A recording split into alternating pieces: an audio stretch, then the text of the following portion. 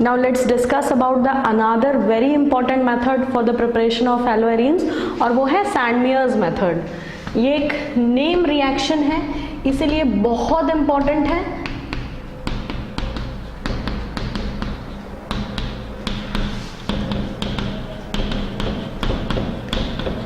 सैंडमियर्स reaction हैलोएरीन्स के preparation के लिए एक बहुत इंपॉर्टेंट मेथड है, क्योंकि जब हम इस रिएक्शन को पढ़ेंगे तो इसका स्टार्टिंग मटेरियल अमाइंस है, यानी 12th क्लास की ऑर्गेनिक का चौथा चैप्टर अमाइंस के बारे में है। तो यहाँ पर हैलोएरीन बनाने के लिए हमें एक एरोमेटिक अमाइन लेकर रिएक्शन की शुरुआत करनी पड़ेगी। तो जो स्टार्टिंग मटेरियल है इस रिएक्शन का वो है एनिलीन। एनिलीन का मतलब फिनाइल ग्रुप और उसके ऊपर लगाए NH2, राइट। तो हमें पता है कि अमाइंस का जनरल फॉर्मूला 1 डिग्री अमाइंस का RNH2 होता है। तो R यहाँ पर इसेंशियली फिनाइल ग्रुप है, C6H5NH2, इसीलिए मैंने इसे 1 डिग्री एरोमेटिक अमाइन कहा। 1 डिग्री क्यों? क्योंकि फंक्शनल ग्रुप NH2 है। और एरोमेटिक क्यों? क्योंकि R या एल्काइल ग्रुप कैसा है? फिनाइल है। हालांकि अगर हम इसको इतना ज़्यादा डिस्कस ना करें तो भी कोई प्रॉब्लम नहीं है, but in that case you will have to mug it up, आपको रटना पड़ेगा। लेकिन अगर समझना है तो ऐसे ही समझेंगे कि सैंडमियर्स रिएक्शन की शुरुआत होती है एरोमेटिक अमाइन से, यानी सैंडमियर्स रिएक्शन में हम हैलोएरीन बनाएंगे, मगर किससे बनाएंगे? अमाइंस से बनाएंगे। तो जब भी आप कोई नेम रिएक्शन पढ़ें उसके लिए थ्योरी लिखनी नहीं होती है पेपर में, पर अपने दिमाग में जरूर थ्योरी सेट करनी होती है, जिसकी मदद से आप पेपर पर रिएक्शन लिखते हैं। तो सैंडमियर्स रिएक्शन का स्टार्टिंग मटेरियल है 1 डिग्री एरोमेटिक अमाइन, जिसका नाम है एनिलीन, राइट। एनिलीन को जब रिएक्ट कराएंगे सोडियम नाइट्राइट से in the presence of hydrogen halide, right, और टेम्परेचर रखेंगे 273 टू 278 केल्विन।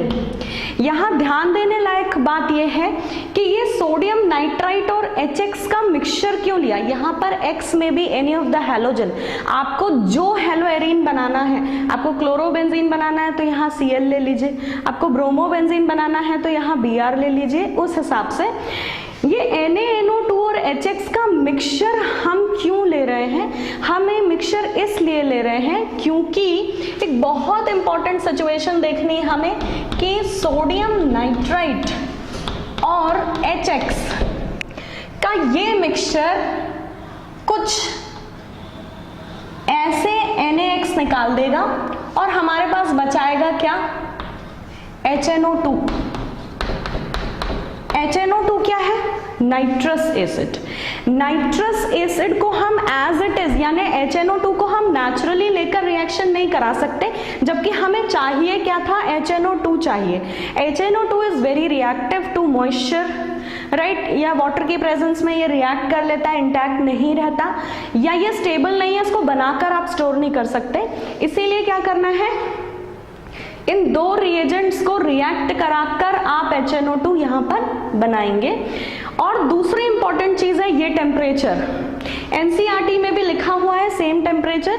अगर आप टेम्परेचर नहीं लिखते इस रिएक्शन में और पूरी रिएक्शन सही है तो आपको 0 मार्क्स मिलेंगे बोर्ड एग्जाम्स में, क्योंकि ऐसा माना जाता है कि जब कोई रिएक्शन किसी स्पेसिफिक पर्टिकुलर टेम्परेचर पर हो रही है तो उतने टेम्परेचर के बिना आपका रिक्वायर्ड प्रोडक्ट नहीं बनेगा।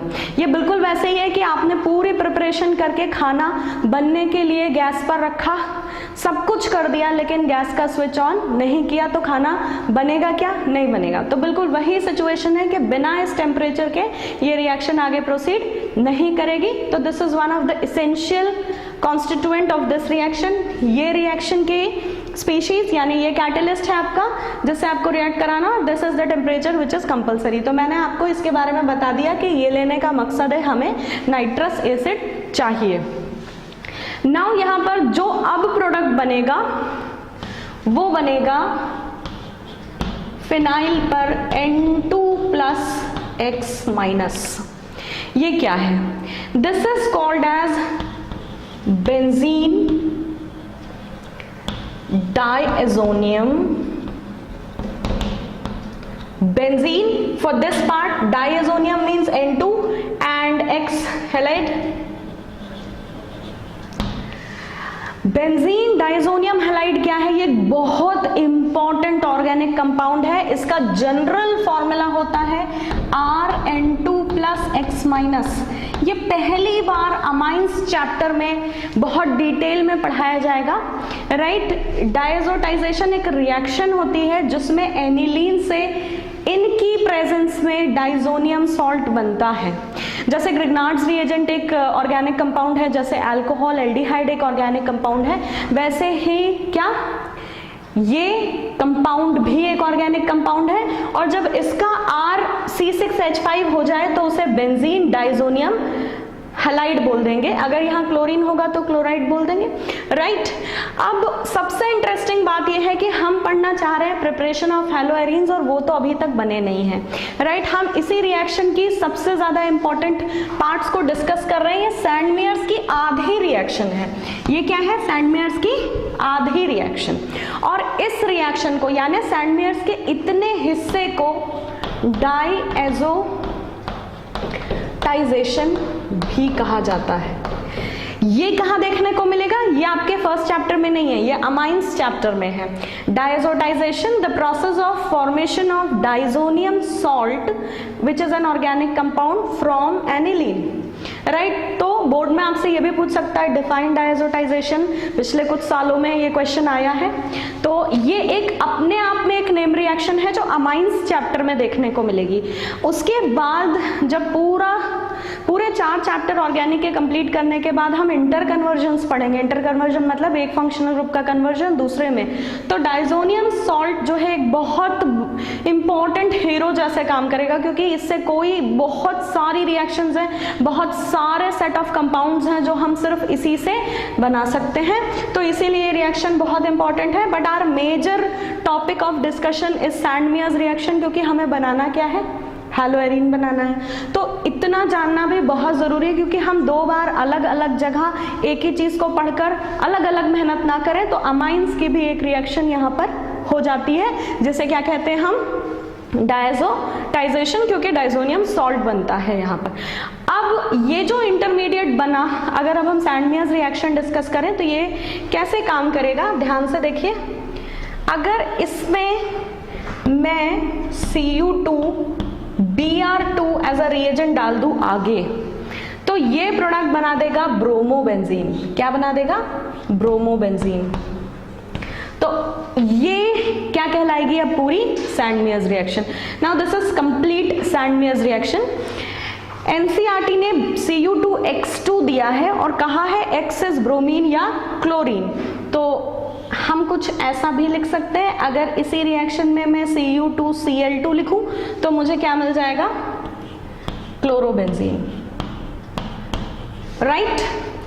एक और मेथड दिया हुआ है एनसीईआरटी में सैंडमेयर्स रिएक्शन के पीछे, और वो है कि अगर हम इसमें पोटेशियम आयोडाइड डाल दें Ki, तो हम एक तीसरे तरीके का हैलोएरीन बना लेंगे, and that would be iodobenzene.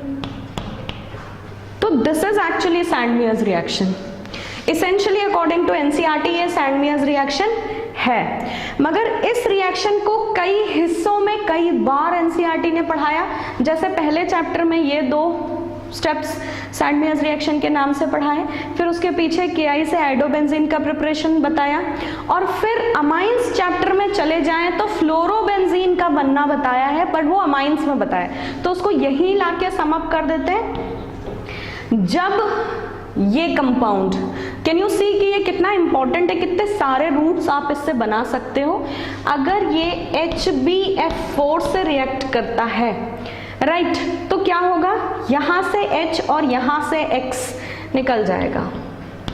तो -HX हो जाने के बाद आपके पास बचा क्या? N2BF4 माइनस, क्योंकि HbF4 ब्रेक हुआ होगा H प्लस BF4 माइनस में, और H प्लस किसके साथ चला गया? हैलोजन के साथ। तो अब ये प्लस इस माइनस को अट्रैक्ट करेगा और आपके पास एक इंटरमीडिएट स्पीशीज बनेगी जिसको हम कहेंगे N2 प्लस BF4 माइनस।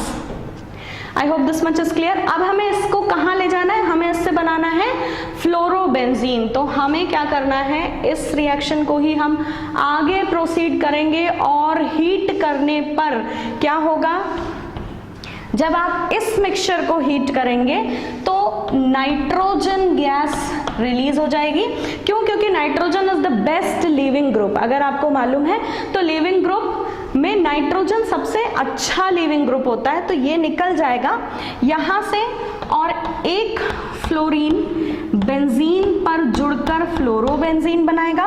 और अब देखिए नाइट्रोजन जा चुका है, इसमें से एक फ्लोरीन यहाँ ऐड हो चुका है, तो बचा क्या हमारे पास, BF3 मॉलिक्यूल, राइट। तो दिस इज हाउ हमने एक ही रिएक्शन से ब्रोमोबेंजीन, क्लोरोबेंजीन, आइडोबेंजीन और फ्लोरोबेंजीन सारे के सारे तरीके के हैलोएरीन्स बना लिए हैं। तो this is the importance of this reaction.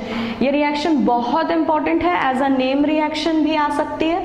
और कई बार, जैसे हमें यहाँ पढ़ना नहीं है क्योंकि हम बना नहीं रहे phenols, but phenol alcohol phenol chapter पढ़ेंगे तो इसी स्टेप में यहाँ पानी डालने पर ये फिनॉल बना देता है, राइट। ऐसी और भी कई स्टेप्स और रूट्स इस बेंजीन डाइजोनियम हैलाइड से हम पढ़ेंगे आगे की तरफ। एक बात और जो बहुत इंपॉर्टेंट नोट करने लायक है वो ये है कि सैंडमियर्स रिएक्शन को सिर्फ 1 डिग्री अमाइंस देते हैं, 2 डिग्री और 3 डिग्री अमाइंस क्यों नहीं देंगे, क्योंकि वो बेंजीन डाइजोनियम हैलाइड नहीं बना पाते।